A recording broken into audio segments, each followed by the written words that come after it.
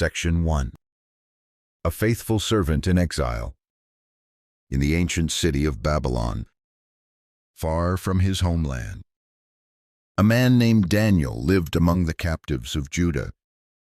The Israelites had been taken from Jerusalem, their temple destroyed, their lives upended. Yet Daniel, a young man of noble birth, stood out. His heart was steadfast, devoted to the God of his ancestors. He served in the court of King Nebuchadnezzar and later King Darius, with wisdom and integrity. His faithfulness earned him favor, but it also stirred envy among those who watched him rise.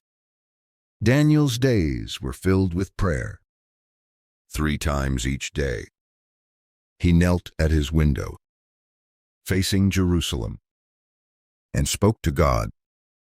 He did not hide his faith, though he lived in a land of idols and foreign gods.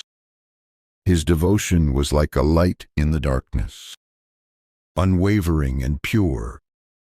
King Darius, ruler of the vast Persian Empire, saw Daniel's excellence and planned to set him over the entire kingdom.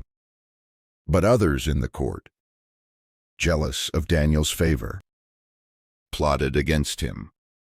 They whispered among themselves, searching for a way to bring him down.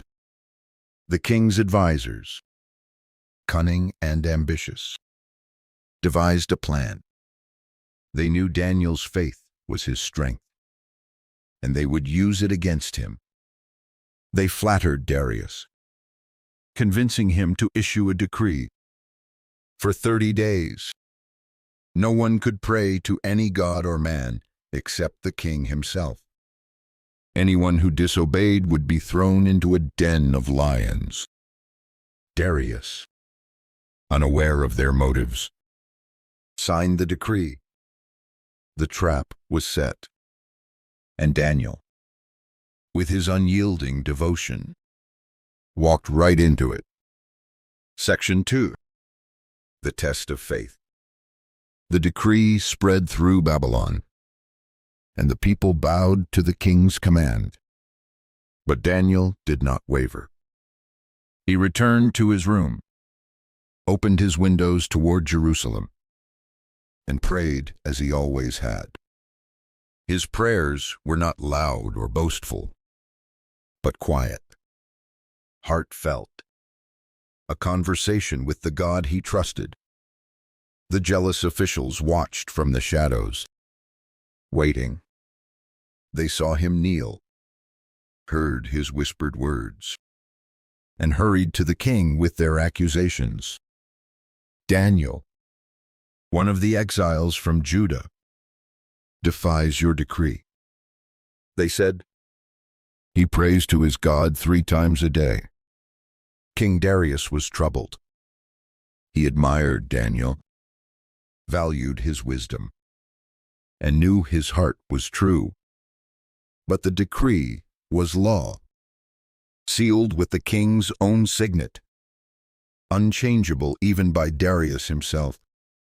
His advisors pressed him, reminding him of the law's demand: death in the lion's den.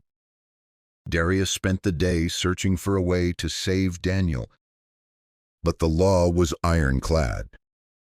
As the sun set, he called for Daniel, his face heavy with regret.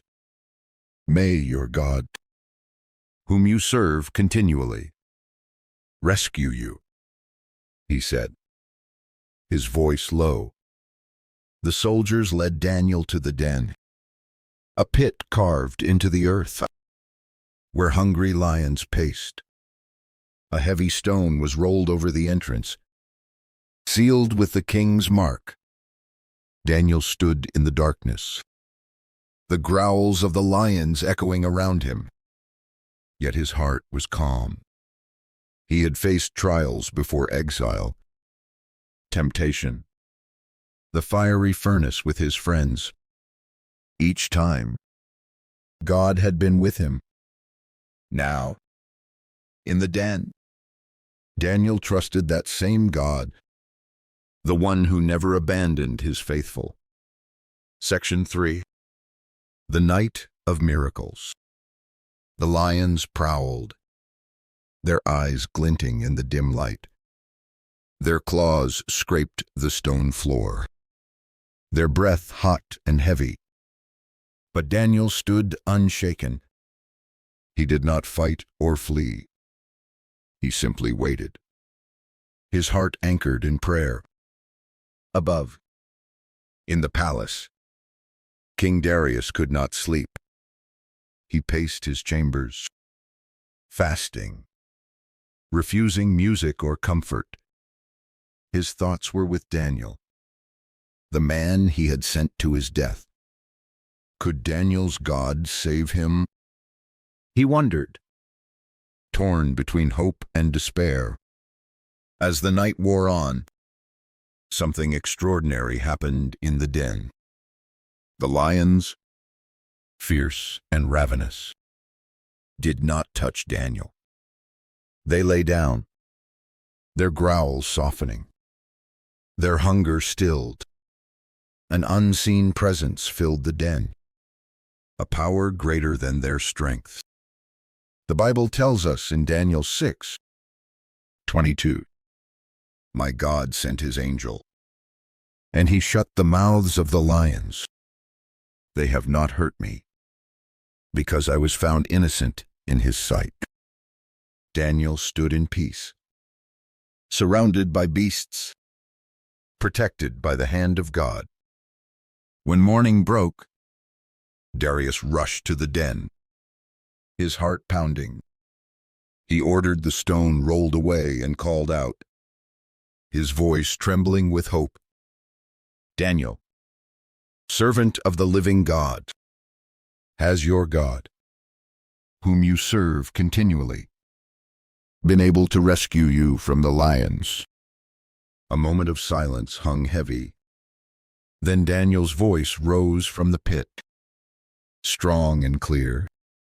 "My king, live forever. My God sent his angel, and he shut the mouths of the lions. They have not harmed me." The king's face broke into relief, and he ordered Daniel lifted from the den. Not a scratch was found on him, for he had trusted in his God. Section 4. The Triumph of Trust. The king's joy was matched only by his anger. He summoned the officials who had plotted against Daniel, and their fate was swift.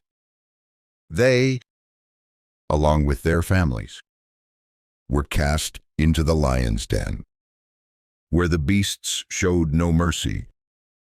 Darius then issued a new decree, one that echoed across the empire. "In every part of my kingdom," he declared, "people must fear and reverence the God of Daniel, for he is the living God, and he endures forever. His kingdom will not be destroyed. His dominion will never end." The words of Daniel 6:26 became a testimony, a proclamation of God's power to all who heard. Daniel was restored to his place of honor, his faith unshaken, his influence greater than ever. The people of Babylon spoke of the man who walked unharmed among lions, a living witness to the God who saves. The story spread, a reminder that faithfulness, even in the face of death, brings glory to God. Daniel's courage was not in his strength, but in his trust, his unwavering belief that God was with him, even in the darkest pit. The Israelites in exile heard the story, and their hearts were lifted. They, too, were far from home, surrounded by a culture that did not know their God.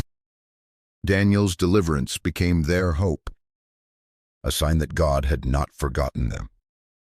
His life was a beacon, calling them to remain faithful, to pray, to trust, no matter the cost. And for Daniel, the den was not just a trial, it was a moment of communion with the God who never left his side. Section 5. A call to courage. The story of Daniel in the lion's den is a story of faith that stands firm, of a God who delivers, of a man who chose obedience over safety. Daniel's prayers were not a secret, they were a declaration. He knew the cost of his faithfulness, yet he chose to honor God above all. In the den, surrounded by danger, he found peace, because he knew the one who held his life. The lions were no match for the angel sent by God, and the den became a place of triumph, not defeat. Today, this story speaks to us. What are the lions in your life? Fear, pressure, or choices that test your faith? Like Daniel, you may face moments when standing for what is right feels dangerous. But the God who shut the lions' mouths is the same God who walks with you. As Daniel 6:23 says, no wound was found on him, because he had trusted in his God. Trust is your shield, your strength, your victory. Reflect on this. Where is God calling you to be faithful? How can you trust him in the face of your fears? Daniel's story reminds us that God is present in our darkest moments, ready to deliver, ready to show his power. Step forward in faith, like Daniel, and know that the living God is with you, shutting the mouths of lions and opening the way to his glory.